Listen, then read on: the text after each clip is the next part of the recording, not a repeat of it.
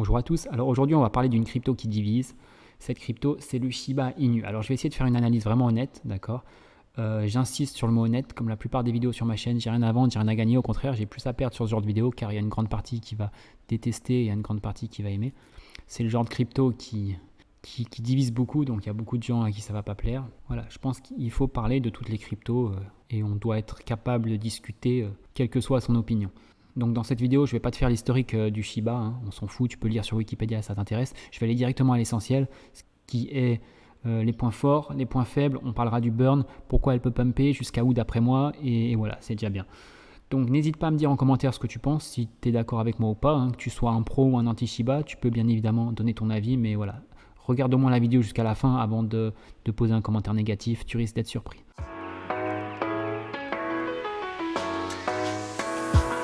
Alors moi je fais partie de ces personnes qui pensent que les analyses, tout ce qui est analyse technique, analyse graphique, etc. sont totalement inutiles pour ce genre de crypto. D'accord ? Les cryptos du genre Dodge, Shiba, etc. c'est trop influencé par tout ce qui va être éléments extérieurs qu'on peut difficilement prédire avec des courbes, des graphes, etc. Donc on va essayer de raisonner de manière rationnelle et de manière réaliste. Donc les avantages du Shiba pour moi, une grosse communauté active, un grand nombre de holders, d'accord. La plupart ils sont assez jeunes, on va dire, ils sont actifs sur les réseaux sociaux, donc ça fait de la pub. Ok, c'est une coin qui s'auto-market en fait. Les holders, les possesseurs de Shiba en fait font eux-mêmes le marketing. Donc ça c'est un avantage d'avoir une communauté qui est active, qu'on le veuille ou non. Vu que l'évolution du prix de ce genre de coin en fait elle est plus reliée au marketing qu'au projet final, on est d'accord. Donc avantage numéro 1, grosse communauté. Le deuxième avantage pour moi, c'est le combo prix très faible et listé sur des gros exchanges. Parce que le prix très faible en lui-même, c'est pas très intéressant. Tu as plein de cryptos qui ont un prix très faible. On l'a vu récemment avec toutes les nouvelles coins. Pour quelques euros, tu peux en avoir 1 million, 1 milliard, etc.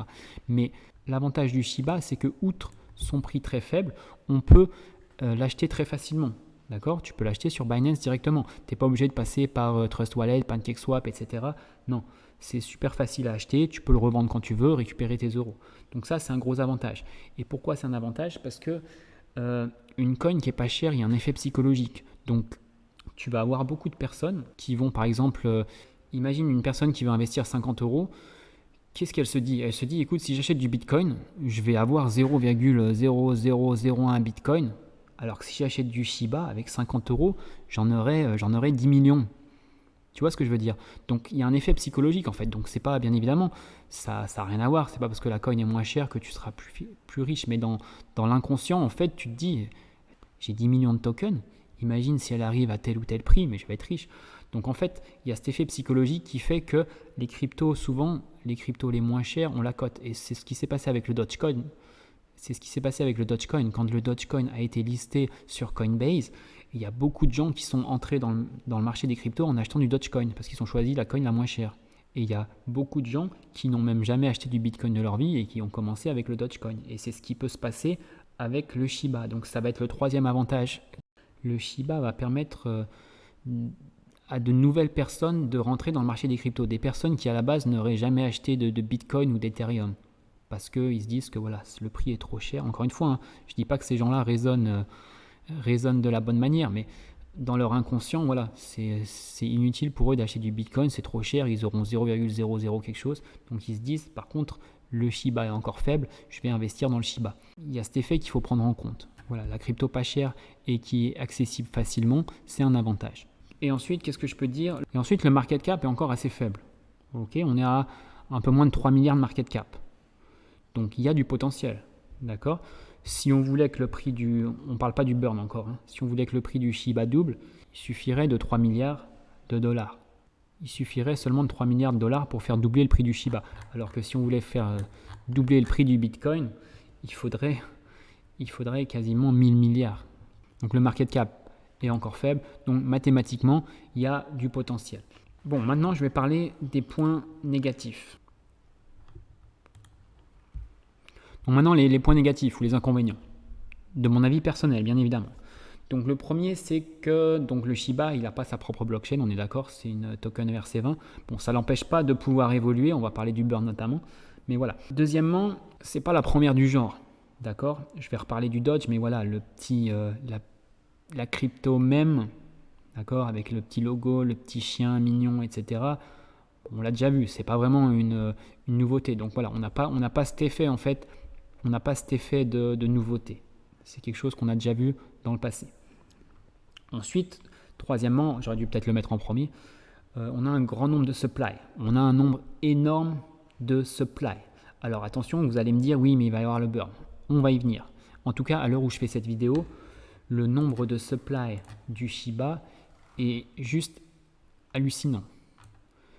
394 000 milliards, enfin billions, je crois, milliards, billions, enfin bon, on va raisonner en 394 000 milliards de Shiba. Juste pour faire la comparaison, je vais souvent faire la comparaison avec le Dogecoin parce que on est d'accord que c'est dans le principe, même si c'est pas les mêmes coins, elles sont quand même, l'évolution peut ressembler. Les prédictions du futur peuvent ressembler. Le Dogecoin, on avait 131 milliards. Là, on a 394 000 milliards. Donc, grosso modo, on a 3000 fois plus de Shiba que de Dogecoin. 3000 fois plus. Voilà, on n'est pas à 2 fois plus, on n'est pas à 10 fois plus, on est à 3000 fois plus. Donc, nombre de supply, énorme. On est d'accord. Autre inconvénient, elle a une assez mauvaise image, dans le sens où, en fait, le Shiba, soit les gens l'adorent, l'aiment, soit les gens le détestent. Mais on n'a pas cette unanimité, en fait, qu'on peut trouver sur certaines autres cryptos. Je prends par exemple Ethereum, Cardano, VET, etc. Ça, c'est des cryptos qui ont une très grosse cote de popularité. Tu as rarement un commentaire qui va te dire ouais, Cardano, c'est de la merde, etc. Voilà. Donc, il y a beaucoup de gens qui ont, à tort ou à raison, une très mauvaise image du Shiba. Donc, c'est une crypto qui divise. Ok, il y a des gens qui adorent, il y a des gens qui détestent.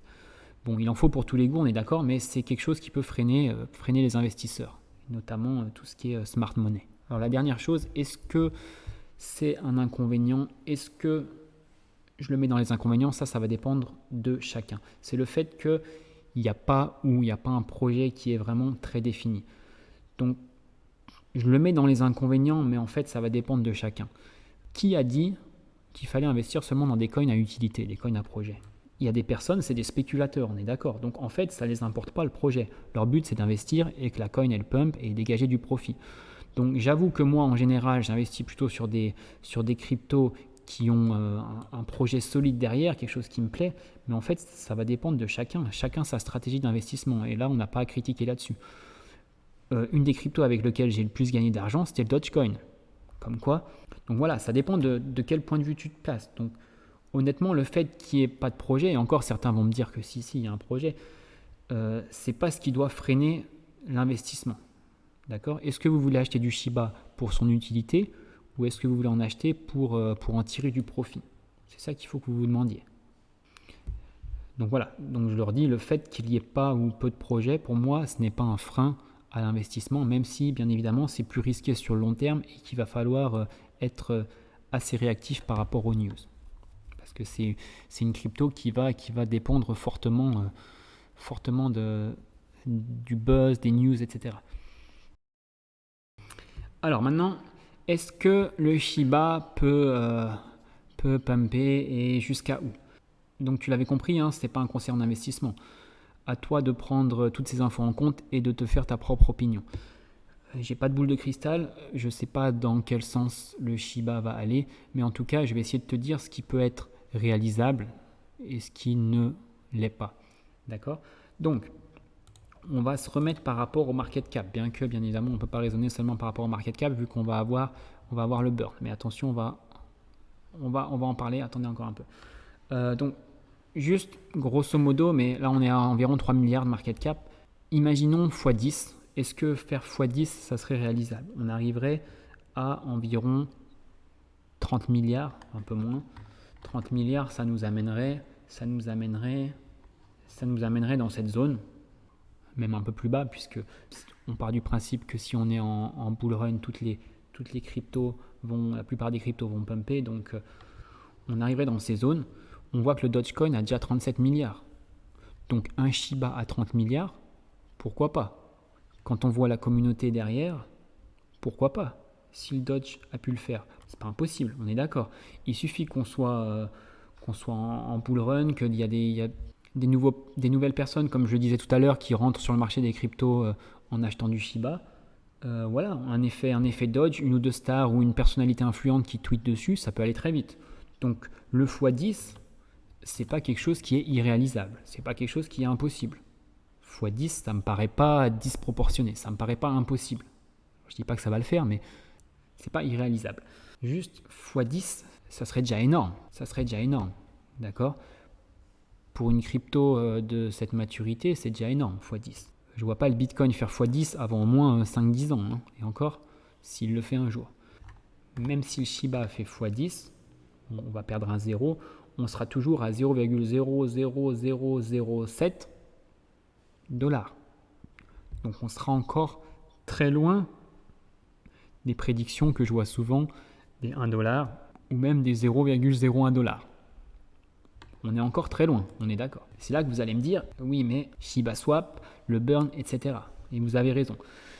Donc voilà, donc Shiba Swap, pour faire simple, ça va permettre à l'instar de Uniswap, à l'instar de PancakeSwap, etc., ça va permettre de swapper ces Shiba en notre token. Mais pas que swapper, on va avoir des autres options. Mais là, on va parler du burn.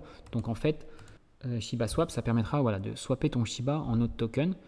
Par exemple, on pourra swapper ces Shiba en Bone et à chaque swap, en fait, ça va brûler du Shiba. Donc théoriquement, le nombre de tokens en circulation, il va diminuer. Donc le prix augmenter. En tout cas, ça c'est l'argument souvent que j'entends.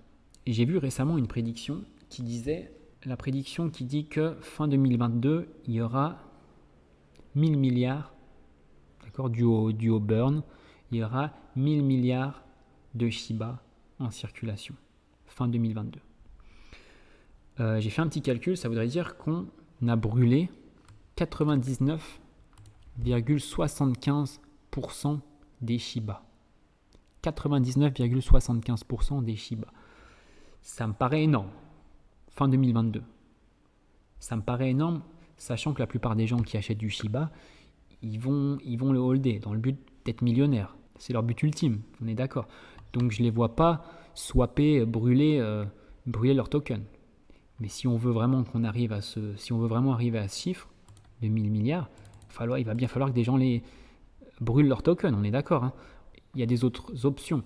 Mais si on veut brûler les tokens, on parle de brûler, les faire disparaître. D'accord? Donc il va falloir que les gens acceptent de brûler une partie de leur token. Et ça va pas être non, moi je les brûle pas, etc. Pensez pas que vous êtes plus intelligent et que tous les autres vont les brûler et que vous allez les garder. Bon, par rapport au 1 $, que je vois souvent, 1 $, le Dogecoin a pratiquement atteint les 1 $. On est d'accord, il est monté à 70-75 centimes. Donc, vous voyez mon point de vue en fait. Vu que le Dogecoin a pu le faire, on peut partir du principe que si le Shiba avait le même nombre de supply que le Dogecoin, il pourrait le faire aussi. Pourquoi pas? Mais évidemment, il faudrait qu'il y ait des petites aides extérieures et des petits tweets, des personnalités, etc. Mais ce ne serait pas impossible.